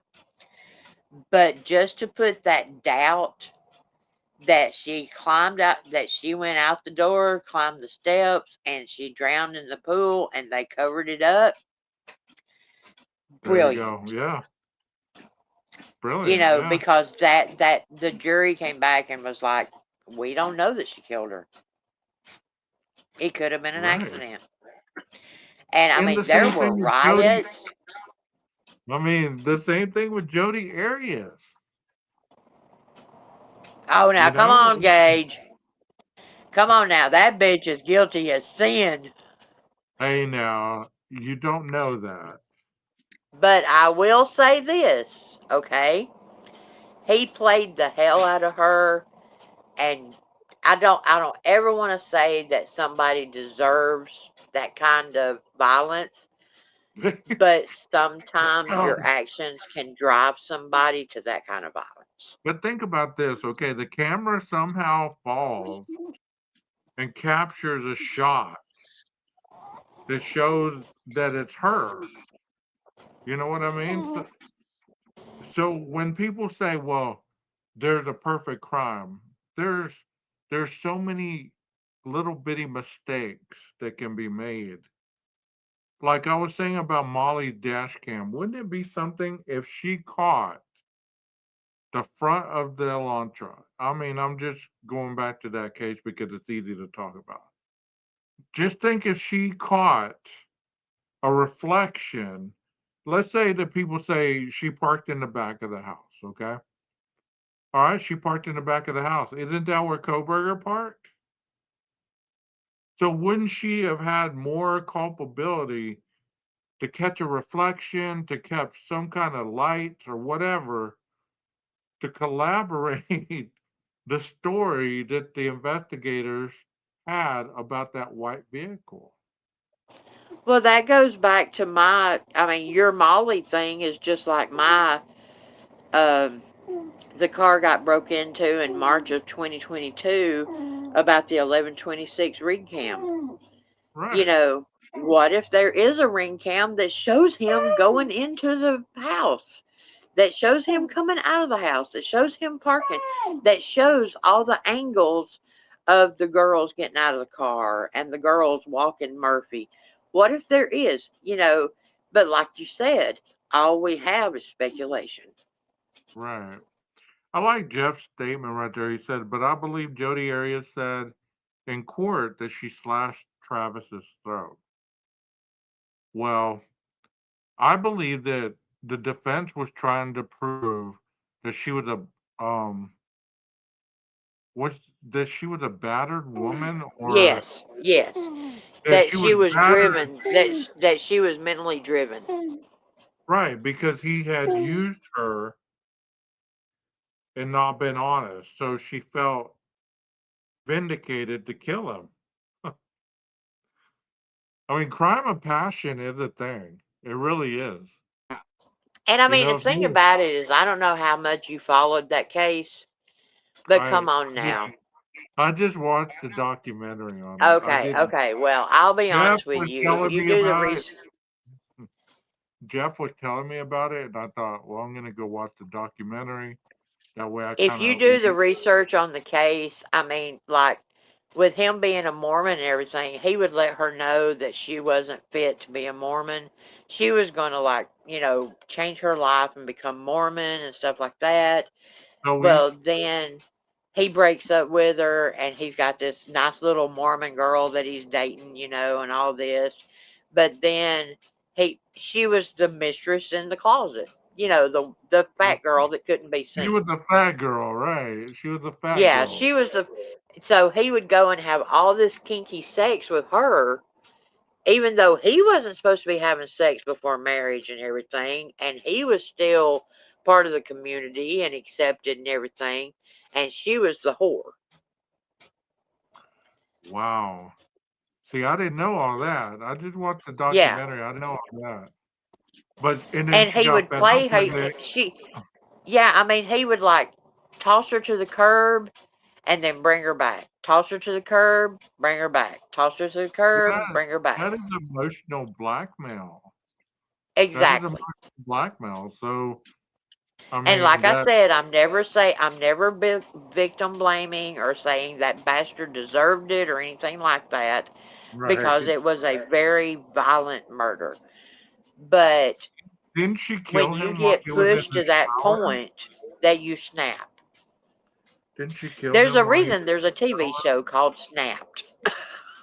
Hey, she killed him while he was in the shower for the third time? Yes. Okay. Wow.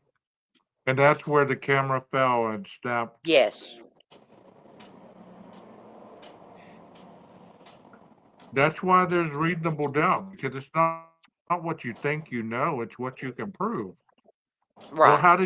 But how did your foot get on this camera image? Well, I'm right. not denying that I was in the in the bathroom, but does that ultimately mean that I killed him?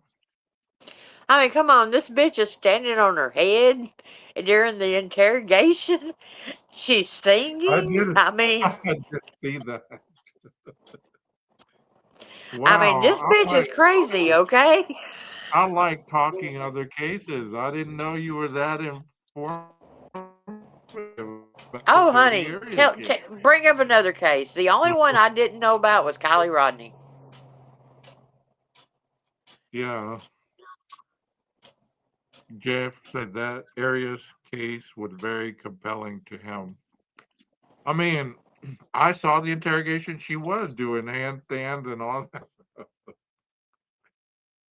She thought she was going to get away with it. And I lost Nina. She got booted. I hope her phone didn't die. But for those of you that have watched that case, I know it's an older case, but you know, if you watch this on replay, you're echoing. Am I Okay, echoing? you're better. You're better now. If you watch this on replay, let me know what you think about the Jodi Arias case. What do you think about the Casey Anthony case? Do you believe that Casey got away with murder? Do you believe that the Kylie Rodney case was solved correctly? Do you believe that Ellen Greenberg really killed herself? Or do you No, believe that her boyfriend killed her? her fiance killed her. I have seen that, Jeff. That is a hell of a documentary right there. Did you watch that And see, that's documentary just with like that? you were, you know, Go we ahead. were talking about the autistic, that, what's keeping him from reaching out or whatever, and oh my gosh. See, here's the problem with the cases. Now you tell me the names and I'll remember it. So I'll tell you the case that I'm going to tell you about. So the case that I'm telling you about is a little boy goes missing. Okay? He's got a brother and everybody at home. Well, the Okay. brother grows up and the older brother is like he's in Washington at Yosemite and all that, staying doing maintenance and stuff at a motel. Well, the brother gets found after like oh god, it's like 6 or 8 years afterwards. Okay, and he gets found and he's getting all this notoriety and everything because he's been held captive, and the only reason he got caught was he outgrew his captive, his captor, Oh and so wow. he needed a younger person. So Yeah. anyway, they both get rescued. They go home. He does all of his famous and stuff, and the other one ends up being a serial killer in Yosemite. Wow. You know that case that Jeff just talked about? I was Which one? fascinated. The dude robbed the bank, right, with a harness around his neck. Well, Oh my gosh, yes. And he if gets he blown tried up. to, yes, if he tried to escape, the harness was going to blow his head off. Yes. Well, he only had so much time to rob this bank. That case is so freaking wild. If you That's haven't, the two pizza that's the pizza people, right? yeah, they Yeah, took okay. him, they took him to this abandoned radio tower area Yes. Yes. and strapped the harness around his neck. Yep. And they gave him the instructions: we're going to drop you off at this bank. You need to go and rob it. Meet us at this And the only place. way they could get it off was to cut his head off. Well, they were going to take the harness off once he gave them the Yeah. money. But the cops were chasing him and they cornered him. And he's telling them, hey, they're going to blow me up. They're going to blow me up. Right. And they thought he was part of the robbery. And ultimately, what do you think happens? Uh-huh. Okay, well, piggybacking off that one, there's a case where they were going the first part of it was they got a lady and her daughter. They strapped dynamite to them and everything and made her rob her own bank. Okay, Wow. then they go and do a guy and his mother, and they make him rob his own bank. Okay, they get caught in on the streets of Tennessee and a everything. But anyway, they finally get caught, but none of the dynamite was real or anything. It was all fake. And the woman and the guy was actually almost prosecuted for robbing their own banks until they did the investigation and realized that I mean they really thought they were strapped to dynamite. Right, right. That is crazy, huh? I mean, in in hearing about cases like that, we can see why people question so much. No doubt, no doubt why people question certain things because who would strap dynamite to themselves to rob their own bank? Right. You get what I'm saying? I get that. Right.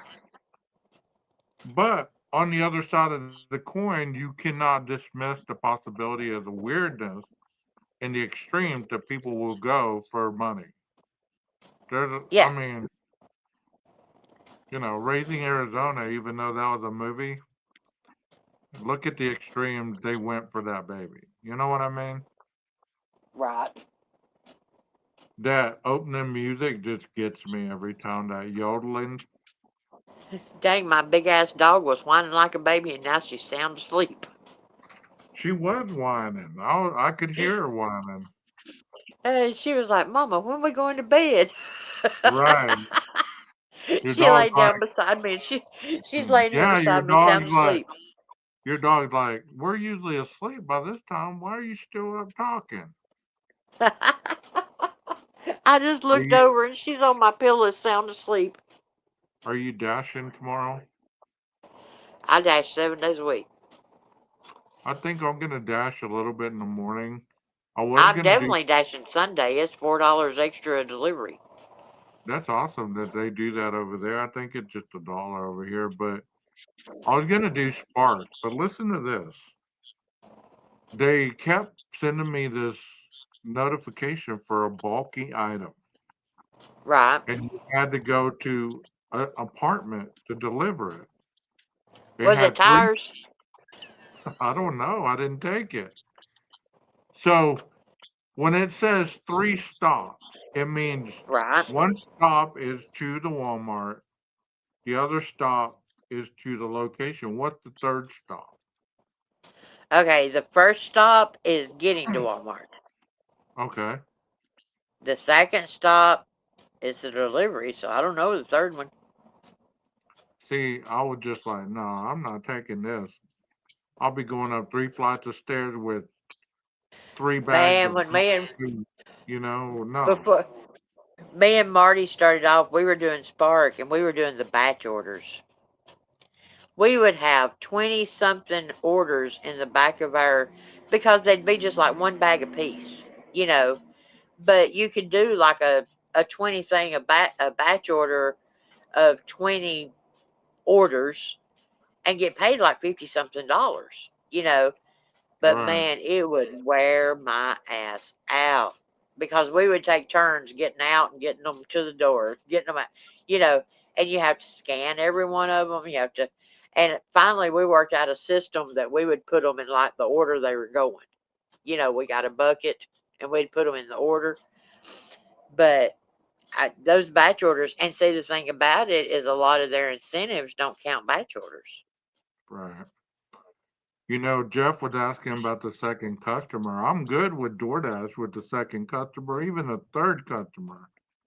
I'm not confident enough to get 3 different orders at Walmart because, it just, you don't know what you're going in for. I mean, you could be going in for, I went for a bicycle one day, a baby booster seat another day. I mean, you could go in for a carton of milk. One day I didn't go with Marty, and she calls me and she says, "Of all the days you don't go with me," and I get 8 cases of the 40 count water. I was like, "What?" You think people She order had that eight 40 count? cases. She got to the delivery, and luckily it was at a car lot, and they came out with hand trucks and unloaded it. You think people order that 40 count on purpose? Who needs that big ass thing all at once? Come on, get you a It's the five price count. difference. If you're gonna Get get you a 32, five. you may as well. Isn't No. it funny how much lighter the 32 is than the 40? Yes, the 40 is bulky Yeah, and it's pulling exactly. out everywhere. I mean, no. If I you're got gonna give DoorDash. me I much got more, sent, and get in the Oklahoma City, I had to pick up a radiator for what? DoorDash. For DoorDash in Oklahoma City, it tells me to go to something something radiator, and I'm like, I'm picking up a radiator, and I'm like, oh my god, this thing's gonna weigh a ton. Luckily, I was in the van, so I knew it was gonna fit, you know. Honey, I go in there, that thing didn't weigh nothing. They're made out of plastic now. You know, I went to a hardware store and I picked up a pipe fitting, delivered it probably 3 blocks for a seven Well, I dollar go to tip. Dollar General and pick up 3 pregnancy tests, and I'm like, why you need 3 pregnancy tests? I've done the same thing. They ordered like 4 of them, like just to be sure, I'm and like, damn. two Dr. Peppers. Yeah, you're like you're gonna celebrate. You're gonna cry in your Dr. Pepper. One of I mean, I'm like, okay, if you're worried that many times about being pregnant, you might want to put an aspirin between your knees and hold it there. I was waiting for the pregnancy test and the Plan B. You know,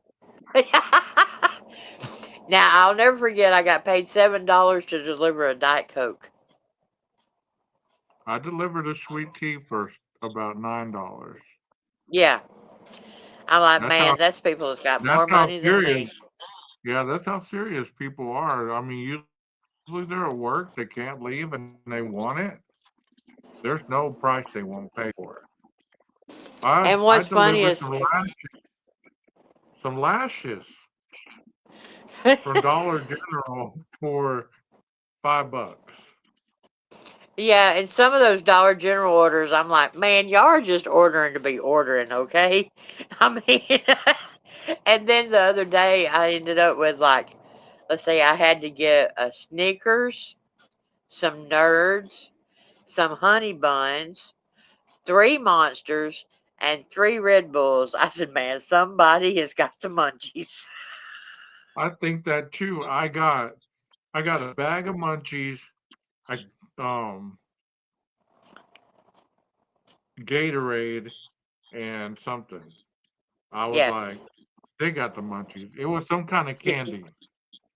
They They always got the want that. munchies and they're dehydrated. Yeah, I'm like, okay, whatever. I mean, whatever floats your boat, and just like whatever. But it's interesting. It's interesting trying to piece those stories together. You're I just like, know, I know. it makes the delivery Oh, just a little. you know the one that I told you about the other day where she complained that it didn't have the receipt and that 2 of her conies was missing? She obviously filled out a complaint about it. I got a message from DoorDash today saying that they had taken that off of my customer rating because it was out of my control.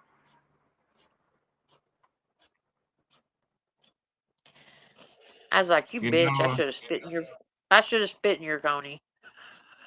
Nina. You know, I went to a store and I got tampons, chocolate, and something else. I get up there to, use the red card. The lady's like, "Bad day." Now, see, Jeff made me think of something because he was talking about being after the winter with the inner tubes. I do not think that it's fair that we get penalized if the item is unavailable or out of stock or something like that. That can cause you to lose your pro shopper. And I'm like, I can't help what these people's got. I've gotten to the point where if they don't have a substitution, I give them the next. Refund. No, I give them the next value. Like, if they want the name brand, I give them the Walmart brand, or I give them the Well, generic. see, on DoorDash, you can't do that. I do it. How do you do that? Because when it comes up, I have to Where it get says, approval for where the it says, substitution, but see, even at where it says that affects, I- but that affects your items found number, no, like I show the empty area. right? There's no substitution, so I send them that picture, and if they don't respond, I just grab the other and make my own substitution. Take a picture, scan it, and go and check out. Jeff said he's going to clip it where you said you got chocolate and tampons. Oh, come on, Jeff. Come on, Jill. You can't laugh at that. I don't know what to tell you, buddy. Chocolate Oh and my gosh. tampons. That's what that lady said. She's like, rough day. I was like, well, if you only knew. This is the cultivation of a rough day right here. And my girlfriend's having a rough night. I got her the chocolates, and she said I better not come home without the tampon. You know, I've Oh really my enjoyed it gosh. tonight, Nina. I've really enjoyed it tonight. Those I did people that too. I like it this way. It's just free flowing and I like that.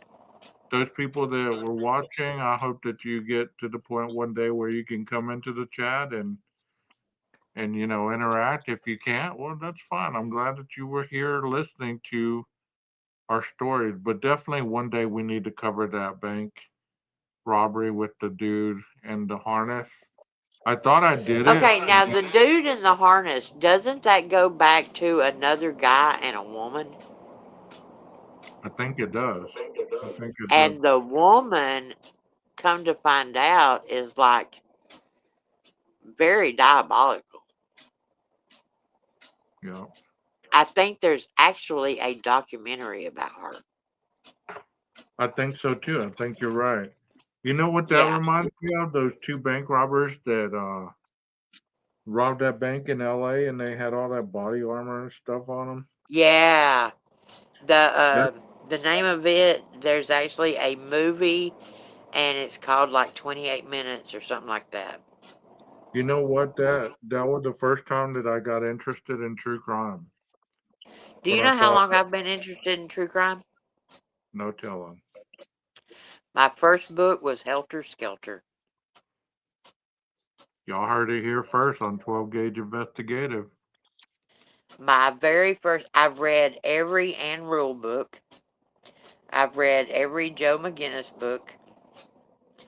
I mean, I have been into true crime since I was probably 13 years old. You know, I reached out to some people.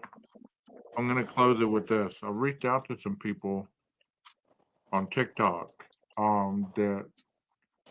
that are famous through the high profile case Idaho 4.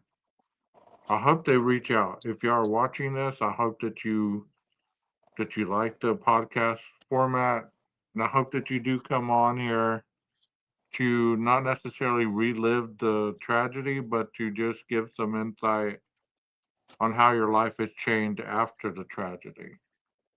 Um, Those left behind. yeah. So hopefully they will come on. And if you're watching, if you want me or if you want myself and Nina to cover a case, put it in the comments. I would definitely look into it. I'm Oh not the re- yeah, I love I'm not that. the I love research that. I'm not the researcher type, so I might have to pass it along to Nina or Jeff or whoever. But you know what?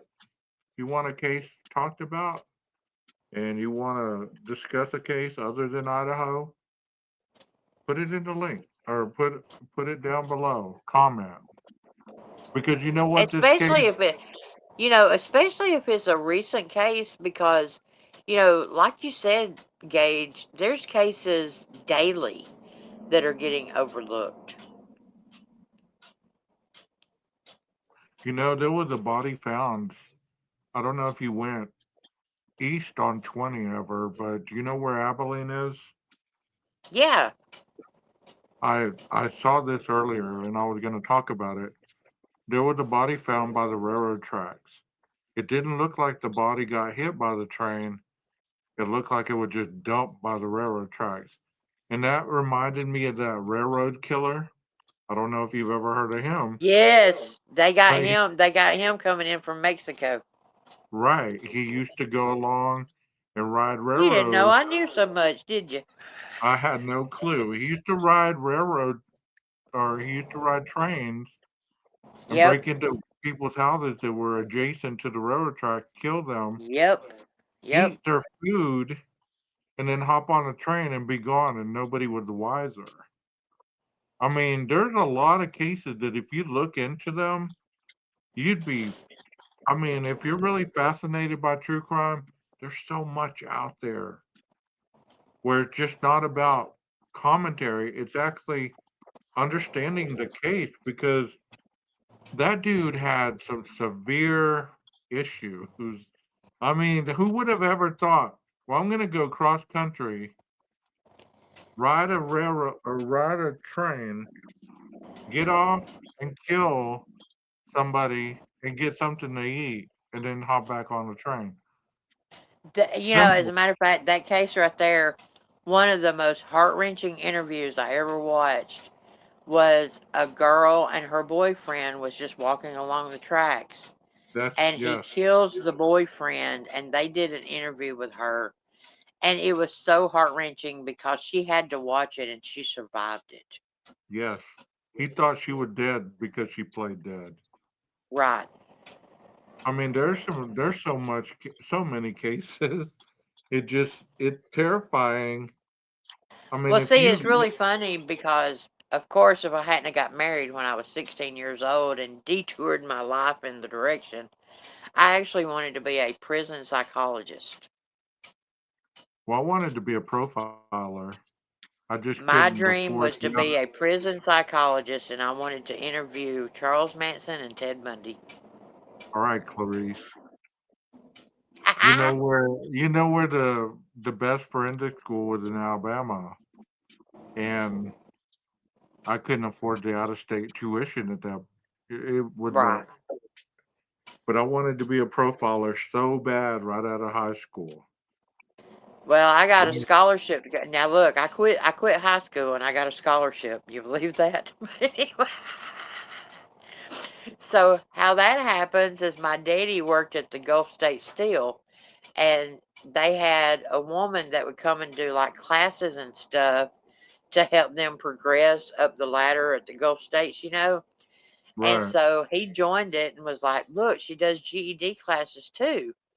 And so we started going together and everything, and I went and took my GED test, and next thing I know, my daddy's dropped out of the class, and I'm getting a scholarship to go to college at Gadsden State because I scored so high on my GED. And so what do? I go into nursing. Well, I Nina, like three I've months. been, I like I've been, 3 months graduating nursing, and I'm like, I don't want anybody like me taking care of my family. I mean, they're like doing catheters, and I'm like, when's the next smoke break? I mean, I don't think so. No, you guys, but I if did. you I wanted to be a prison psychiatrist because I want to know why they do it.